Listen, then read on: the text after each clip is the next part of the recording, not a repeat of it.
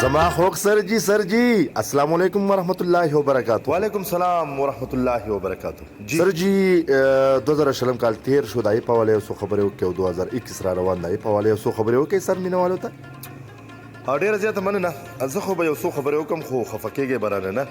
جی جی اول خو دا چې مونږ په فیسبوک کې یا په یوټیوب کې د نت له لارې نوی کال دې مبارک شه وغیره پوسټونه کوو که نه، نو اول دا سوچ پکار دی خپل ځان د خپل ګریوان کې چې زما نه په دې کور کې څوک خفه شته او که نه، په دې چمګاونډ کې رانه څوک خفه دي او که نه، په معاشره کې رانه یار دوست خفه دی او که نه وغیره. بیا دا سوچ پکار دی که خفه وي نو د هغوی د رضا کولو په هیله باندې صرف د الله د رضا دپاره چې دغه کار مونږ وکړو چې مونږ د یو بل سره بیا روغ شو، روغ جوړ شو. او بیا دا سوچ مونږ وکړو چې یاره په دې تېر کال کې ما څومره ښه کارونه کړي، څومره مې بد کارونه کړي دي او دغه بد کارونه مې کړي نو په روان کال کې به دغه بیا کومه که نه کوم، او چې کومې نیکۍ کارونه مې کړي نو هغې ته به دوام بخم او که نه په روان کال کې به دغه کوم که نه.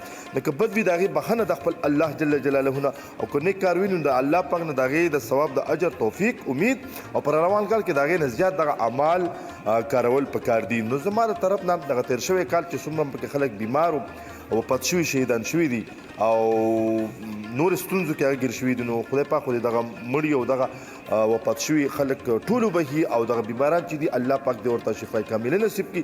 او روان کال لپاره مې دغه پیغام دی بیا چې په خپلو بچو باندې ورحمېږئ، د تعلیم په هیله باندې په خپله معاشره کې د خپلې برخې کار وکړئ په دې هیله چې زموږ نه الله پاک خوشحاله شي، په معاشره کې یو بدلون راشي او کوشش وکړئ چې زموږ نه خلک یعنې موږ د یو بل نه رضا شو، د یو بل سره روغې وکړئ، د یو بل سره رایو شئ د امن په هیله، د خوشحالۍ په هیله او د الله جل جلاله د رضا په هیله.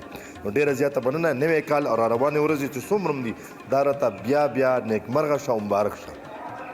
ټیک شو؟ ډیره مننه سر جی، زما ډېره زیاته مننه. ګلاب سر جی، مننه، خوشحاله اوسئ.